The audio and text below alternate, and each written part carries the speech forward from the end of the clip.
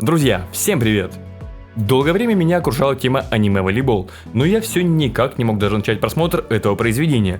Множество комментариев на данную тему появлялись под моими видео, а также всплывали регулярные обзоры именитых волейбольных блогеров и даже профессиональных спортсменов. А я как-то всегда отстранялся от этого. Не то чтобы я хейтер аниме или что-то в этом роде. Из-за отсутствия времени я попросту очень мало смотрю фильмы, а тем более сериалы. Вот именно поэтому я так и не добрался до данного спокона.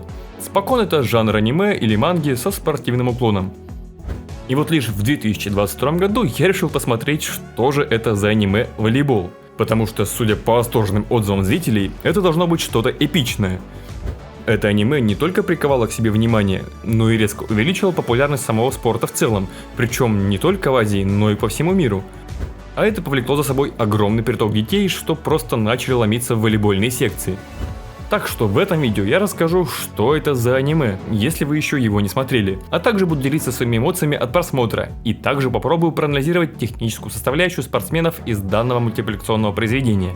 Так что, как обычно, не будем больше тянуть, поехали! Все начинается с того, что молодой паренек по имени Хината Сё, проезжая мимо витрины с телевизорами, видит на экране матч национального чемпионата по волейболу среди старших школ, где низкорослый игрок из Карасуна по прозвищу Маленький Гигант в высоченном прыжке вколачивает мяч, не заметив перед собой тройной блок. И малыш Хината неожиданно обретает мотивацию и хочет повторить судьбу так похожего на него волейболиста. Попав в среднюю школу Юкигаока, Хината сталкивается с обычной проблемой для провинциальных городов. Ему негде заниматься волейболом. В школе не было ни одного волейболиста, а лишь был фан-клуб волейбола, в котором был всего один человек. Но это его не остановило, и он начал упорно тренироваться, стараясь как можно больше времени проводить с мячом. Хотя понятно, что просто набивать мяч над собой не даст должного прогресса в развитии навыков, так что Сё пришлось записаться в женский волейбольный клуб, чтобы иметь хоть какую-то возможность тренироваться. И его не останавливало даже то, что над ним подшучивали другие ребята из школы. Но чтобы участвовать в соревнованиях, Хинате необходимо было собрать свою мужскую команду, и ему потребовалось очень много времени и усилий, чтобы хоть как-то уговорить своих друзей. Плюс также в школу пришли новички, которых Сё агитировал вступить в волейбольный клуб. И вот спустя 3 года после того, как наш герой увидел маленького гиганта, Сё и его команда отправляются на первый турнир. И уже этот момент меня заставил вспомнить много случаев из моей жизни, когда я видел ребят, которые периодически играют в волейбол ради удовольствия, но в соревнованиях они не хотят участвовать, просто боясь разгромно там проиграть и опозориться. Как мне кажется, этот страх часто ставит крест на спортивных успехах, потому что не дает сделать шаг на новую ступень и оставляет людей в их зоне комфорта. Но благо у команды средней школы Юкигаока нашелся свой идейный лидер, который убедил поучаствовать ребят в турнире. И несмотря на отсутствие у партнеров хоть каких-то адекватных волейбольных навыков, Хината был уверен, что он в одиночку сможет обыграть любого соперника. Но, к огромному сожалению, Юкигаока сразу же попадает на одного из фаворитов чемпионата, среднюю школу Китагава, и разгромно им уступает. И даже тут четко успели показать, что каким бы крутым ни был ваш прыжок, все-таки в волейболе важен рост, а также арсенал технических навыков. Так что всем начинающим волейболистам дам совет. Нет смысла бездумно гнаться за прыжком и делать его увеличение приоритетной для себя задачей. Рано или поздно найдется тот блок, который вы все равно не сможете перепрыгнуть. К концу матча это понял и наш главный герой, что решил отыграться от блока, и это не только принесло заветно набранное очко, но и также удивило соперника. Как и поразило всех желание Хинаты биться в любом эпизоде, даже тогда, когда это не имеет, казалось бы, никакого смысла. И да, судя по тренировкам нашего героя, прыжок ему достался от природы, так что если вы не родились с генетическим даром, то придется очень сильно попотеть, чтобы прокачать свой прыжок. И конечно же, автор четко указывает на то, что волейбол — это командный вид спорта, и в одиночку добиться побед тут попросту нереально. Главным соперником Сё выступает связующий Китагавы Кагияма, с которым они успели вступить в конфликт интересов еще до игры. А после поражения Хината пообещал Тобио, что отнимет у него звание короля площадки. И похоже, что авторы данного спокона не были настроены на создание аниме для узкого волейбольного круга, а хотели пристрастить к этому спорту новых людей. Так что уже в первой серии нам объясняют, кто такой связующий. И глядя на Кагияму, у меня перед глазами также всплывают примеры из реальной жизни. Данный связующий считает, что он всегда все делает великолепно, и партнерам необходимо подстраиваться под его идеальные передачи, а не ему ориентироваться на возможности нападающих. Чрезмерные требования к партнерам по самодаче в те моменты, когда ситуация совсем того не требует, также отдаляет его от всего коллектива. И вот мотивированный Хината наконец-то оказывается в старшей школе Карасуна, где он планирует повторить судьбу маленького гиганта, а также обыграть Кагияму. Но его удивлению не было предела, когда, залетев в зал, все увидел там того самого связующего. Если до главного героя попадания в Карасуна было ожидаемо, потому что он мечтал повторить судьбу маленького гиганта, то вот для Тобио это был лишь резервный вариант, потому что связующего не взяли в самую сильную школу из-за скверного характера. Между Хината и Кагиямой завязался конфликт, который не смог остановить ни один из членов волейбольной команды, ни даже декан факультета. И после неудачного инцидента во время соревнований между мальчиками, капитан команды Дайти Савамура выгоняет пару первогодок из зала, запрещая тем тренироваться, пока они не поймут, что теперь они играют за одну школу. Карасуна после успехов маленького гиганта уже получил статус падших чемпионов и бескрылых воронов, потому что больше на национальный чемпионат они не пробивались. И автор в очередной раз подчеркивает, насколько в волейболе важен сплоченный коллектив. Но Кагияма на данном этапе не был с этим согласен, четко утверждая, что без связующего ни одна команда не добьется успеха, с чем я с ним безусловно согласен. Хороший связующий может стать главной движущей силой команды, но без сплоченного коллектива он не сможет добиться видимых результатов. Игроки Карасуна присутствовали на матче между Хината и Кагиямой и видели, что первому не хватало качественного связующего, а второму быстрого нападающего. И если бы они смогли поладить друг с другом, то стали бы отличным дополнением для команды. И чтобы вернуть расположение капитана, Кагияма предлагает ему сразиться в матче 2 на 2. Но Дайти находит, как ему кажется, более интересный вариант – матч 3 на 3 против других первогодок. Но в помощь Хинате и Кагияме был отправлен Танака, действующий игрок Карасуна. Задача казалась несложной, но этими новичками стали высоченный Цукишима и его товарищ Ямагучи. И пусть для них этот поединок не имел принципиального значения, но они были не против обыграть короля площадки. Хотя самому Кагияме подобное прозвище было совсем не по душе. Танака, понимая, что без тренировок рассчитывать на победу будет проблематично, втайне от всех рано утром проводит тренировки для мальчиков, к которым позже присоединился и Ковши Сугавара, нынешний связующий Карасуна. Хината безумно жаждет атаковать, но Кагияма дает тому понять, что какой смысл от передачи, если Сё не может даже довести мяч до связующего. И это и еще один ценный урок от авторов Хайкью, потому что розыгрыш начинается с приема, а если вы не умеете принимать, то и до удара дело может не дойти. Затем Суга помогает Хинате в отработке приема мяча между уроками, объясняя, что все начинается с ног, а руки в этом случае лишь вспомогательный инструмент. Так что у вас не получится стать хорошим принимающим, если вы будете концентрироваться только на руках, а не на работе ног и выходе под мяч. Кагияма, заметив тренирующегося на перемене Сё, понял, что этот парень, так же как и сам связующий, готов на все ради победы. Так что до уроков мальчики тренировались в зале. На переменах Хината тренировался с Коуши. А после уроков до самой ночи ребята проводили время, отрабатывая прием. И вот во время одного из таких занятий мальчики и повстречали своих будущих соперников, что придало им еще больше мотивации. Прогресс Сё не заставил себя ждать, так что Кагияма все же решил отдать пас своему партнеру, на которого еще не так давно он даже не рассчитывал. А Хината, получивший свою первую в жизни хорошую передачу, просто взрывается от счастья. И тут я его прекрасно могу понять. Большую часть жизни я тренировался без связующего, так что хорошие передачи, на которые обычно сильные игроки даже не обращали внимания, для меня становились источником невероятного удовольствия, и я хотел их получать еще и еще. Вот и настал день того самого судьбоносного матча. Савамура сообщил ребятам, что он будет третьим игроком в команде соперника. И пусть он не преследовал цели непременно победить, но вот молодой блокирующий Цукишима очень язвительно отнесся к своим соперникам и уж очень жаждал одолеть Кагияму. После нескольких удачных атак Танаки, Кагияма решает начать пасовать Хинате, но Цукишима несколько раз подряд заблокировал Сё, а также не упустил возможности напомнить тому про рост. И тут авторы отсылают нас к прозвищу связующего – король площадки. Кагияму так прозвали бывшие партнеры по команде за его скверный, нарциссичный и эгоистичный характер. Пытаясь ускорить игру настолько, чтобы опередить блок соперника, Кагияма не учел того, что его нападающие к такому были не готовы. И вот однажды во время финального матча никто не откликнулся на его передачу, и с тех пор связующий так и не пробовал давать свои фирменные быстрые пасы. Но сейчас на площадке происходит такая же ситуация. Нападающий не может обыграть блок, и ему не помешала бы более быстрая передача. И пусть с первого раза все вышло не очень, Кагияма все равно для себя понял, что Хината это тот нападающий, которого не хватало ему в средней школе. Первые их попытки в этом направлении получились не сильно успешными, и им предстояло пройти непростой путь, чтобы понять друг друга. Кагияма обязан был вложить мяч в руку Хинате, где бы он ни был, а Сё необходимо было открываться в свободной зоне и буквально с закрытыми глазами просто прыгнуть и ударить по мячу. Тут, пожалуй, впервые за те серии, что я посмотрел, авторы отошли от реальности и слегка приукрасили уровень способностей героев. Да и открывание в свободной зоне под передачу — это и вовсе что-то баскетбольное. Но несмотря на это, стоит отметить, что посыл у этой идеи замечательный, потому что если полностью не довериться своему партнеру, то вряд ли стоит надеяться на серьезные успехи в таком командном виде спорта, как волейбол. Если два хороших игрока в одной команде это просто два хороших игрока, то вот два игрока с налаженными командными взаимодействиями это уже серьезное оружие. Дайте, как и обещал, принял Кагияму и Хинату в ряды команды после того, как они одержали заслуженную победу в матче 3-3. Цукишима и Ямагучи также получили свою командную экипировку, потому что они с капитаном не спорили, да и парики ничьи до этого не сбивали. И вот на такой прекрасной ноте в зал врывается советник волейбольного клуба Такеда, который сообщает, что Карасуна предстоит товарищеский матч с одной из лучших команд префектуры, а именно старшей школы Аоба Дзэсай. Сперва это могло показаться чудесным сюжетным поворотом, но и тут всему нашлось логичное оправдание. Тренер Сёдзю, так называют школу Аоба Дзэсай, хотел видеть в своей команде Кагияму, но тот выбрал Широ Торизаву. После того, как связующего не приняли в эту школу, то он решил не возвращаться к отвергнутому тренеру, а ушел в Карасуна.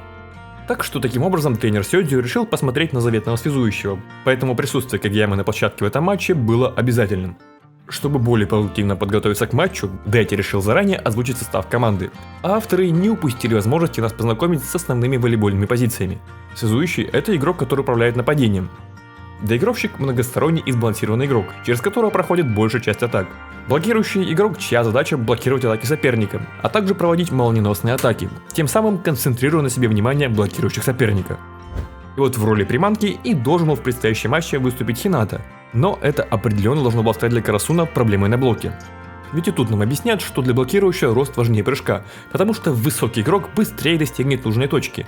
Тут они решили положиться на скорость и рефлексы нашего героя, что он будет всегда успевать за атаками и просто их смягчать. Хотя каждый раз, когда играю против сильных центральных, то даже прочитав своего оппонента, я либо не успеваю подняться на нужную высоту из-за высокой скорости, либо мне банально не хватает длины рук, чтобы закрыть атаку.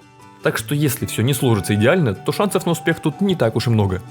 Да и сам Хината явно переживает из-за своей необычной позиции, потому что со времен средней школы он так и не выступал на соревнованиях. А тут и соперник сильный, да и позиция непривычная. И, к сожалению, никто из партнеров даже не догадывался, как помочь своему товарищу по команде в этой ситуации. Такое переживание стало очевидной причиной бессонницы в ночь перед игрой. Так что вместо того, чтобы быть отдохнувшим и готовым к битве, Хината во время поездки на матч чувствовал себя, мягко говоря, не лучшим образом. Так что, каким бы ответственным ни был поединок, всегда старайтесь контролировать свои эмоции, и до момента самого матча даже не думать о нем. Потому что чем дольше вы настраиваетесь на игру, тем обычно больше вероятность того, что вы облажаетесь. Сколько я уже видел игроков, что попросту перегорали еще до стартового свистка. Подогревал интерес к поединку и словесный конфликт между командами, в ходе которого бывшие школьные товарищи Кагиямы не упустили возможности припомнить ему его эгоистичный стиль игры. Хината пытался убедить их в обратном, но в порыве споров это только ухудшило эмоциональное состояние игрока. К игре он был абсолютно не готов.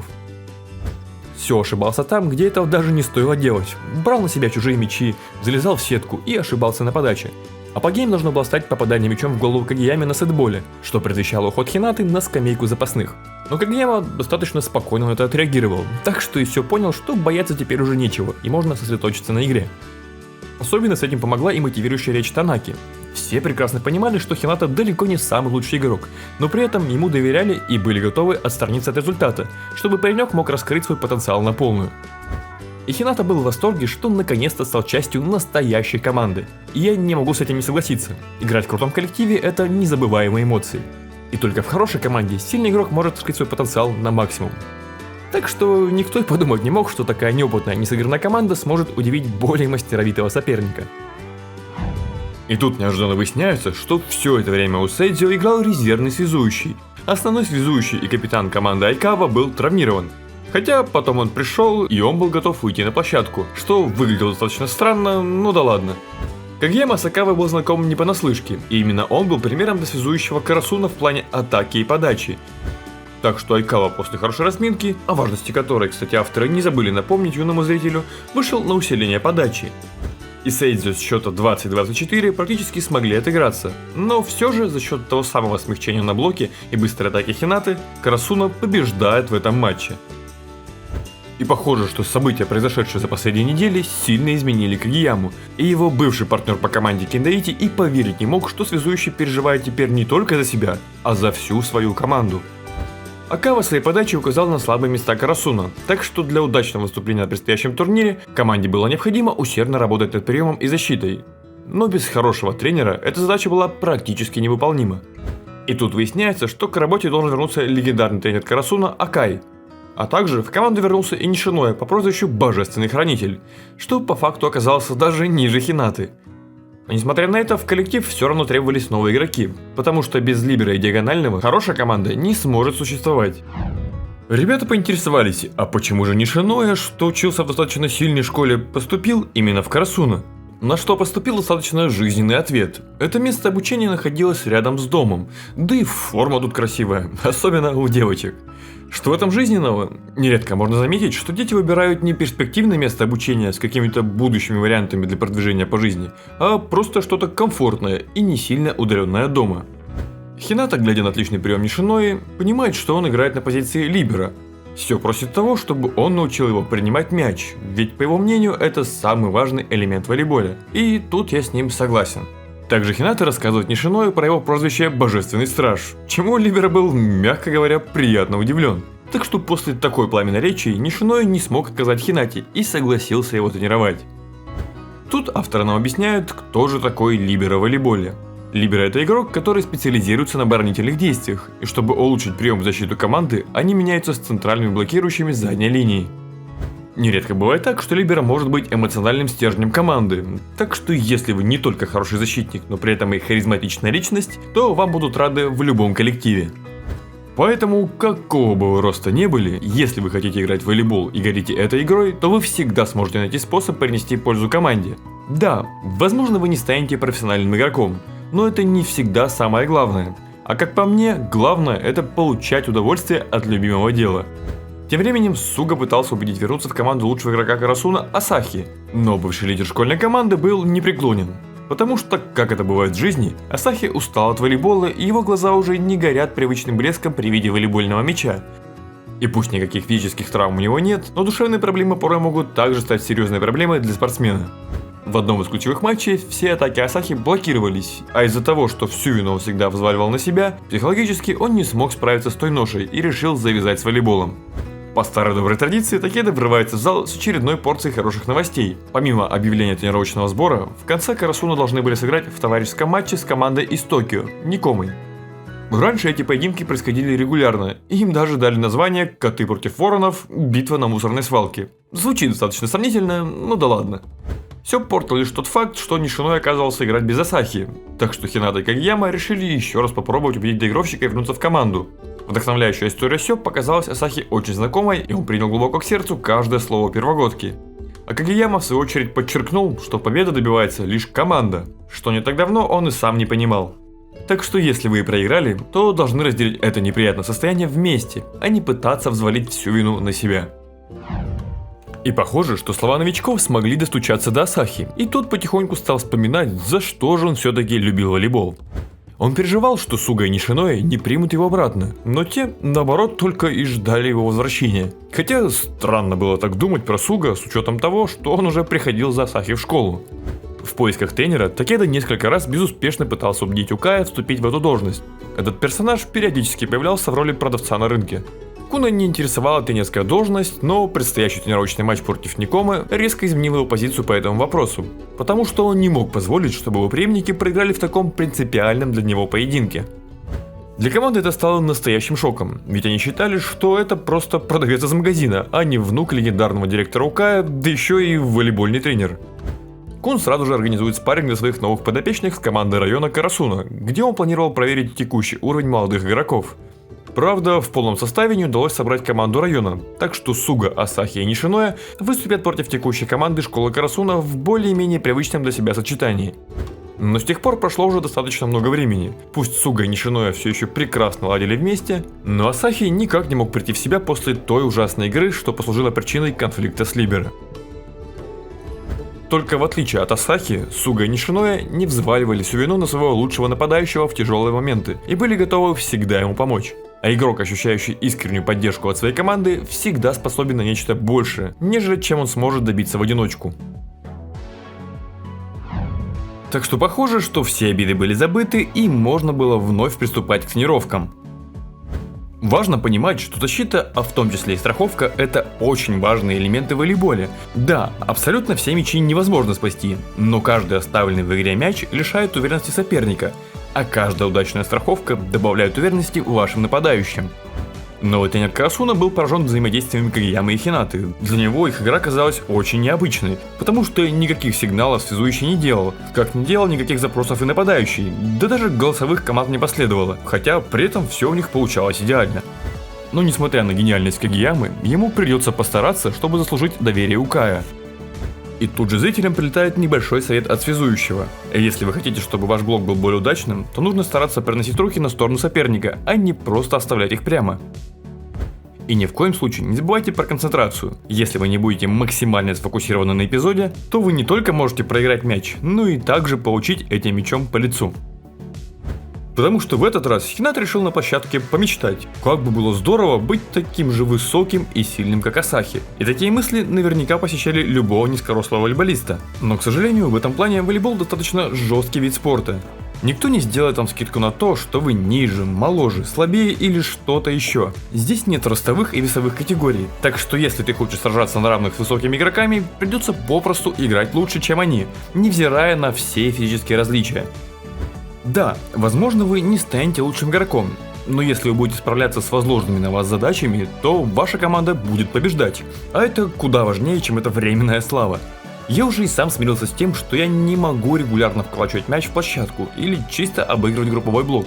Поэтому пусть мой стиль игры зачастую выглядит не очень зрелищно, но это не мешает ему быть эффективным.